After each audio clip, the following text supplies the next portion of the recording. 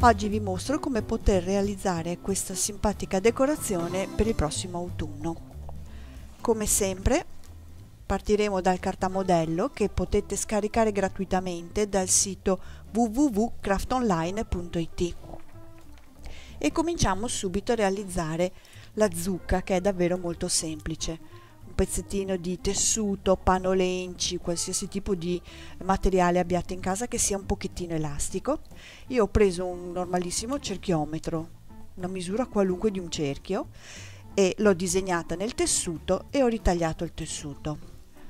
Ho già preparato, per velocizzare, una filza che farete tutto attorno a questo cerchio.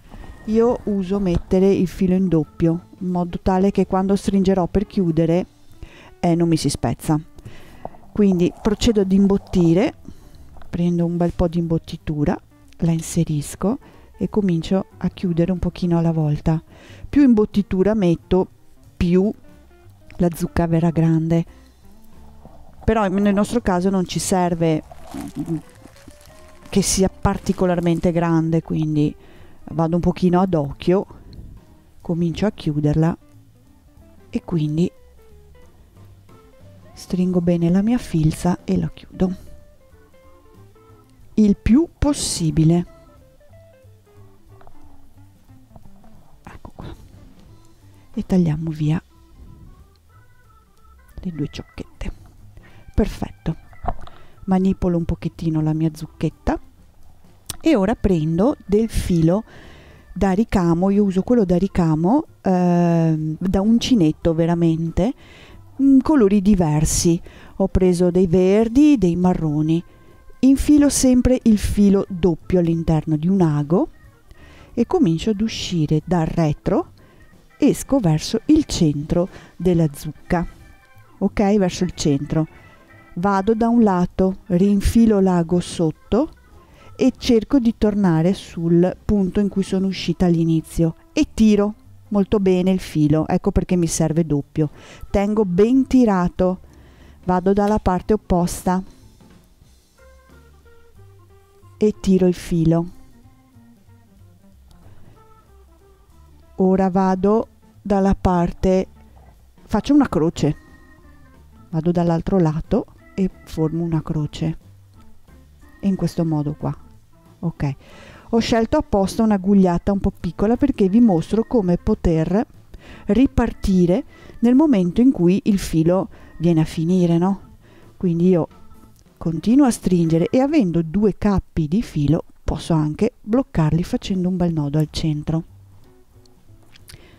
Infilo di nuovo un altro ago, l'ho già fatto, il nodo sempre alla fine, ecco qui, e riparto.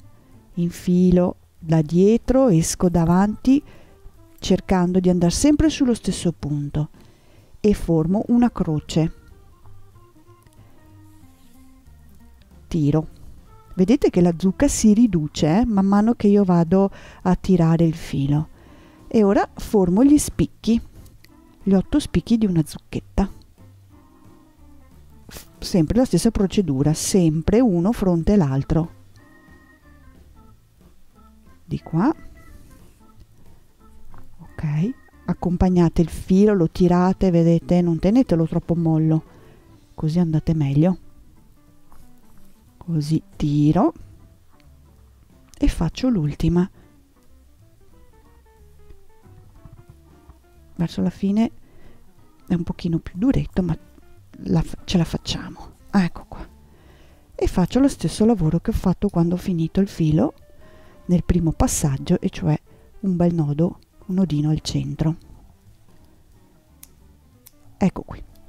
Poi prendo un sepalo, un pezzettino di verde, una fogliolina, quello che avete a casa, ci metto un puntino di colla sul retro o sulla zucca, è uguale, e lo punto al centro. E mi aiuto con la forbice perché questo è piccolo e mi scotto. Ok, poi il picciolo della zucca. Allora io utilizzo un fil di ferro che viene usato in bigiotteria, è molto morbido, malleabile, un pezzettino di questo tubolare di ciniglia Vedete che è facilissimo inserire all'interno il pezzo di fil di ferro e taglio via più o meno della misura del ferretto che ho inserito. Ci metto un puntino di colla e spingo su, così lo blocco all'interno da una parte e faccio lo stesso dall'altra. Il fatto che il tubolare sia di ciniglia è anche leggermente elastico, quindi questa procedura è abbastanza semplice. Metto un goccio di colla, punto al centro della mia zucchetta e poi, aiutandomi con uno stecchino o a mano libera, come preferite, faccio dei riccioli un po' non troppo regolari. Ok, e ho preparato la mia zucca, eccola qui. Ora passiamo al corvo. Avete tutte le parti disegnate sul cartamodello, quindi panno lenci nero, il corpo che va disegnato tutto attorno, cucito tutto attorno e poi ritagliato. Per girarlo vedete che ho fatto il taglietto su uno solo delle due parti e l'ho girato sul dritto e adesso lo imbottiamo. Per invece la parte della coda del corvetto non ho rigirato il pezzo, l'ho lasciato così a vivo, uno perché è un po' complicato da girare, due perché mi piaceva così. Però il discorso è lo stesso, un taglietto da una parte solo e poi ho imbottito leggermente. Procediamo ad imbottire un attimo il corpicino assieme.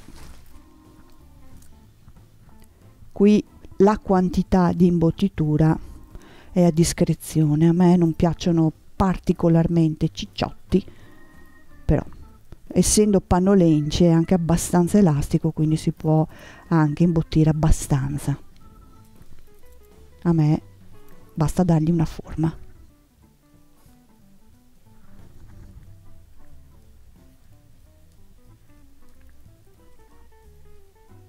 Ok. Allora, il retro non mi interessa un granché.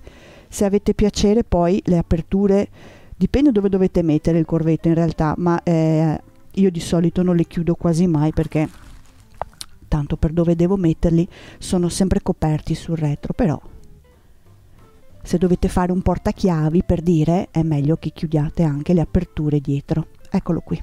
Perfetto. Allora, la codina, e quindi uso la parte aperta, questa sì si nasconde, goccio di colla e gliela metto qui dietro. Me lo guardo sempre un po' davanti, ok? Perché devo vedere dove finisce la coda. Ecco qua, uno. Poi abbiamo il becco, che appunto è disegnato sul panno messo doppio, cucito tutto attorno e poi come vedete lo ritagliamo, gli lasciamo questo piccolo becchetto qui che mi serve poi per avere una forma omogenea. Lo giriamo sul dritto.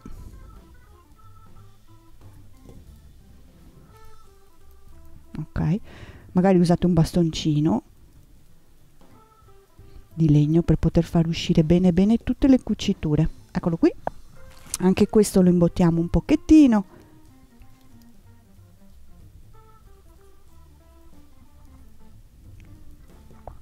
Un altro po'. Poi queste due avanzi, insomma, di tessuto di panno li facciamo andare all'interno. Mi servono solo per far sì che abbia una bella forma a becco qui alla fine. Ecco, ok, li spingiamo all'interno. Poi con la colla restano dentro. Prima di mettere il becco sul nostro corvetto,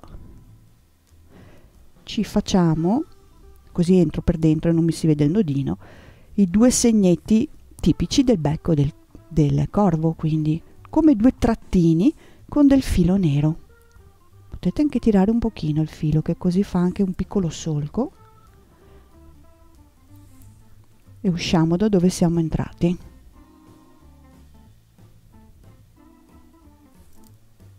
Eccolo là, fissato. Ok, allora colla a caldo,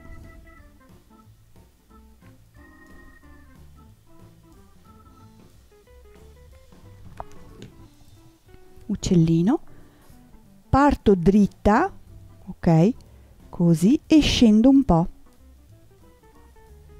Adesso tengo fermo un pochino con le mani perché ci mette un attimino ad incollarsi, ma il verso era questo: parto dritta e poi scendo un po', così gli do una bella forma regolare qui sopra.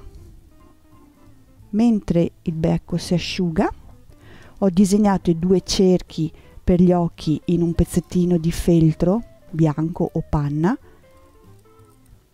I cerchietti naturalmente li trovate sul cartamodello e poi li ritaglio.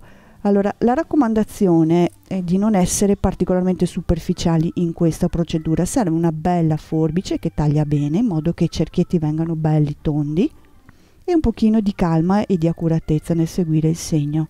Se no si vede se l'occhietto tondo non è tagliato bene, sì, non risulta un effetto tanto carino. Eccoli qua. Perfetto. I disegni che faccio li faccio sempre con la Friction, che è una penna cancellabile. Nel mio caso adesso non si vede, ma se dovesse servire basta il ferro da stiro e i segni vengono via. Invece per disegnare sul panno nero ho usato una penna che disegna sulla carta. Basta usare le penne quelle da scuola, insomma, che disegnano sui fogli neri. Quando ho messo gli occhietti bianchi, procedo a mettergli gli occhietti, le mezze sfere. Ecco qua, 2 mezze sfere, qualsiasi misura, goccio di colla, 1, e l'altro potete metterlo esattamente allo stesso posto, alla stessa altezza, a me non piace. Quindi mettiamo il secondo occhietto. Io non li metto mai pari, li metto sempre uno su uno giù, così gli diamo un aspetto un po' più simpatico. E per finire facciamo un piccolo ciuffetto con della juta in testa. Va bene anche la lana, perfetta. Quindi ho fatto una piccola matassina su 3 dita che chiudo al centro con un pezzetto della stessa juta.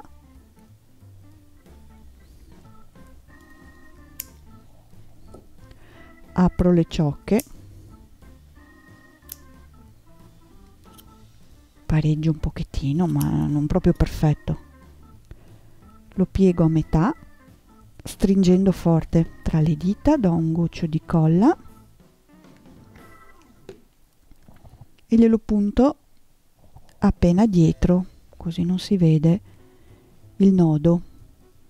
Aspetto sempre un secondo. Ed ecco qua il nostro corvo pronto. Naturalmente adesso potete applicare ovunque, fare tutte le zucche che volete, tutti i corvetti che vorrete. Io ho nel mio caso fatto alcune tag fatte di tessuto leggermente imbottito e quindi poi vado ad incollarle direttamente. Le ho lavorate leggermente con del colore tutto attorno e ci ho messo un gancetto, un filo, e ho creato le tag, però vanno benissimo anche per ghirlande o qualsiasi tipo di decorazione vogliate fare, anche delle scatole. Questo è il mio progetto autunnale. Grazie.